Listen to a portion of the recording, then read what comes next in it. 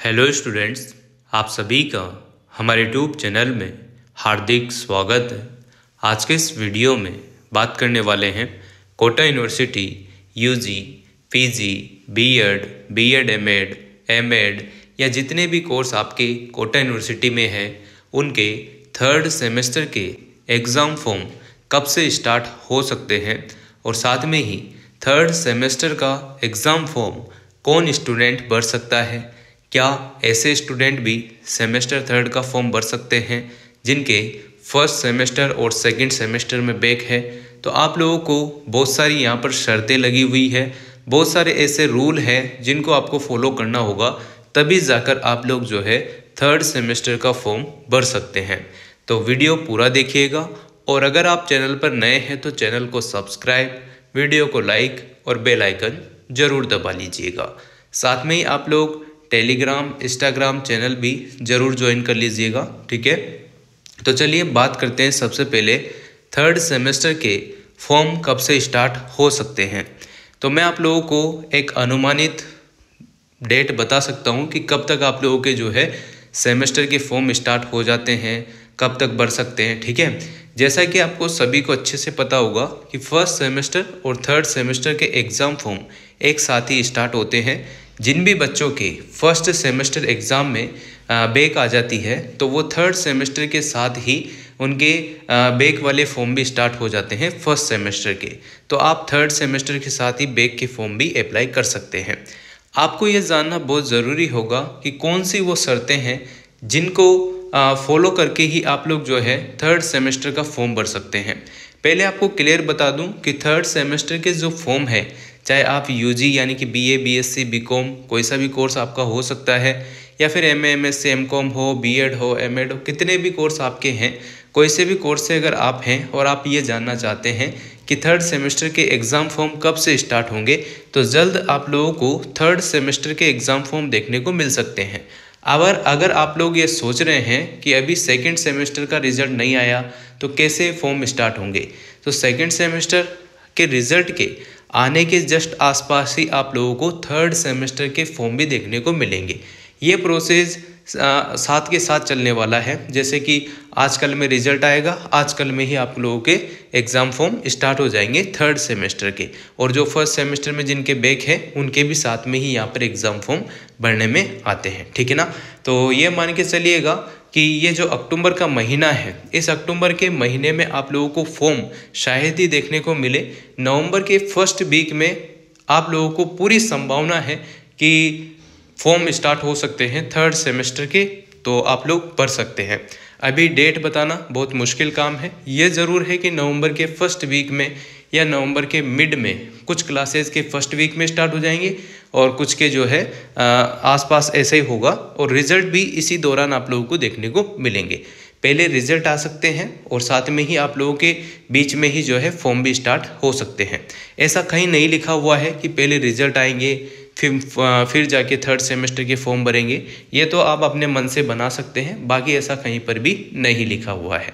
और यूनिवर्सिटी आप सभी को पता है कितनी डिले है, कितनी लेट है, तो उसी हिसाब से ये सब चीज़ें होती हुई आ रही है। और अगर आप लोगों के दिमाग में ये डाउट है कि सर थर्ड सेमेस्टर के एग्ज़ाम कब तक हो सकते हैं, तो अगर एग्जैक्ट टाइम की अगर हम बात करें तो दिसंबर के महीने में थर्ड सेमेस्टर और फर्स्ट सेमेस्टर के एग्ज़ाम होते हैं। पर यहाँ पर यूनिवर्सिटी ने अभी तक एक भी बार टाइम पर एग्ज़ाम नहीं लिया है। अगर हम 2017 की बात करें तो उस टाइम ज़रूर टाइम पर हुए थे दिसंबर में। बाकी अभी हाल फिलहाल आपके जो एग्ज़ाम हैं सेमेस्टर थर्ड के, तो दिसंबर के आसपास तो बिल्कुल नहीं होंगे। ये मान के चलो कि फरवरी मार्च में आपके एग्ज़ाम हो सकते हैं। पिछली बार की अगर हम बात करें तो मार्च, अप्रैल, मई में आप लोगों के एग्ज़ाम होते हुए आ रहे हैं 2-3 साल से। बाकी अभी जो है अगर टाइम पर यूनिवर्सिटी कराती है सब चीज़, तो ये मान के चलो जनवरी फरवरी में आपके एग्ज़ाम हो सकते हैं। पर ऐसा बहुत मुश्किल है क्योंकि सारी चीज़ें, रिजल्ट है, रिवोल्यूशन रिजल्ट है, ये सब चीज़ें लेट हैं। तो आपको नॉर्मल सा पता चल ही जाएगा कि आपके जो एग्ज़ाम हैं वो लेट ही होंगे, ठीक है। ये मान के चल सकते हैं कि फरवरी, मार्च, अप्रैल के महीने में ही आप लोगों को एग्ज़ाम देखने को मिल सकते हैं थर्ड सेमेस्टर के और फर्स्ट सेमेस्टर के, और जिनके बैक है फर्स्ट सेमेस्टर में उनके भी, ठीक है।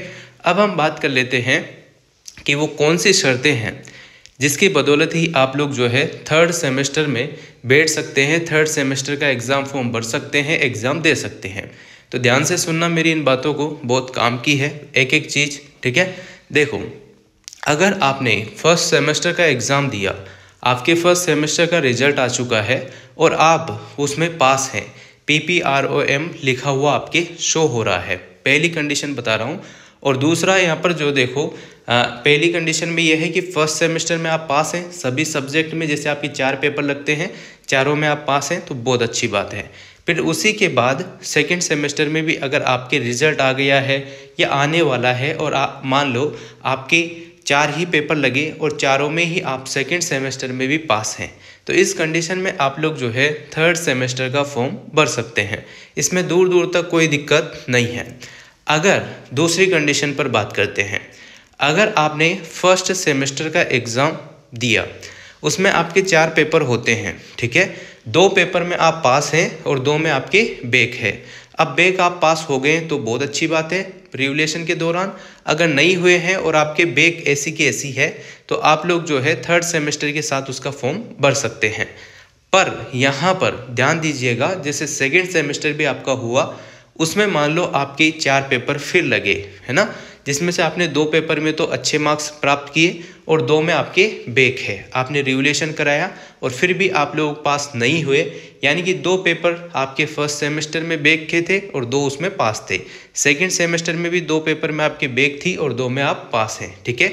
रिजल्ट आ भी जाएगा, अभी नहीं भी आया हो तो, अगर आप ये सोच रहे हो कि अभी तो रिजल्ट नहीं आया, पता नहीं, तो रिजल्ट आ जाएगा। आने के बाद आपको ये चीज़ें रियलाइज़ हो जाएगी क्या करना है क्या नहीं। तो अगर आपके फर्स्ट सेमेस्टर और सेकंड सेमेस्टर में 4-4 पेपर लगते हैं और उनमें से आपके 2-2 पेपर में आप पास हैं, तो आप थर्ड सेमेस्टर का एग्ज़ाम फॉर्म भर सकते हैं और साथ में ही आपके जो बैक पेपर हैं फर्स्ट सेमेस्टर के, वो भी आप थर्ड के साथ भर सकते हैं। सेकंड सेमेस्टर में अगर आपके बैक है तो उसके एग्ज़ाम आपके फोर्थ सेमेस्टर के साथ लगेंगे।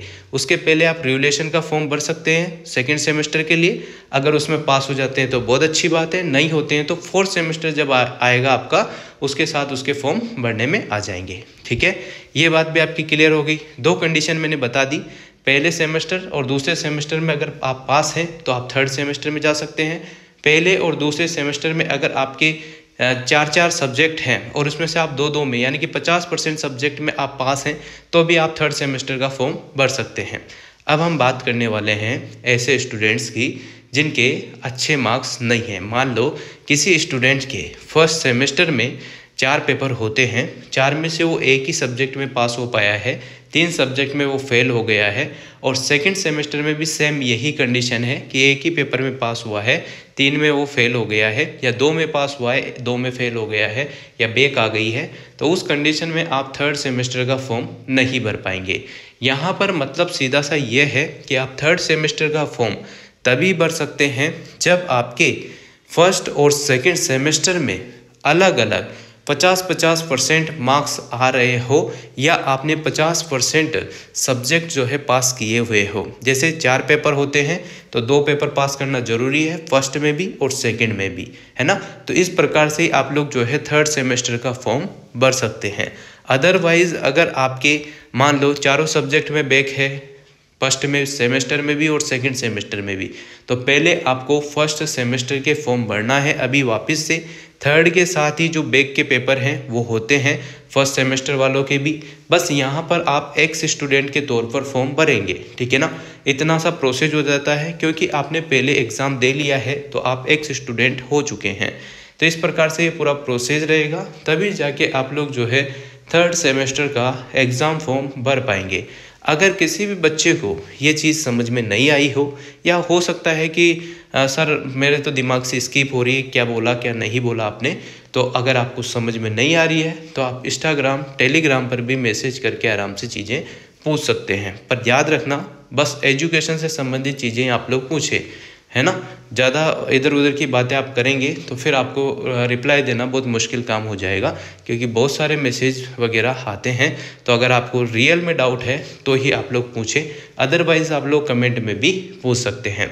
तो ये तो प्रोसेस रहा आपका थर्ड सेमेस्टर, और जिनके फर्स्ट सेमेस्टर में बैक वगैरह है उनके फॉर्म से संबंधित। फॉर्म जल्द स्टार्ट होने वाले हैं, नवंबर में फर्स्ट वीक में पूरी संभावना बनती है कि आपके एग्ज़ाम फॉर्म जैसे सेकेंड सेमेस्टर में स्टार्ट हुए थे टाइम पर, उसी टाइप से यहाँ पर भी टाइम पर हो सकते हैं।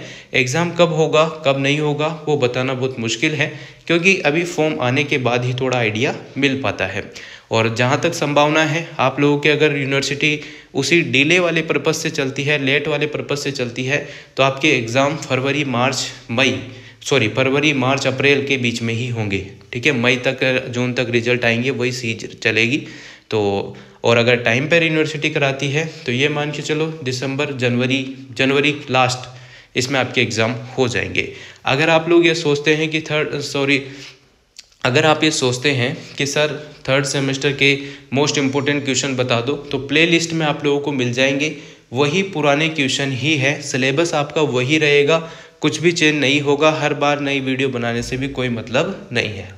ठीक है, और कंपलसरी अगर आपके पेपर हैं तो आराम से वीडियो देखो, पूरी प्लेलिस्ट बनी हुई है। कंप्यूटर का है तो कंप्यूटर के देखो, इंग्लिश का है, हिंदी का है, बहुत सारे बच्चों के अच्छे अच्छे मार्क्स इन्हीं वीडियो से आए हुए हैं, तो आप लोग भी कर सकते हैं। कम से कम पास तो आप आराम से हो ही जाएंगे।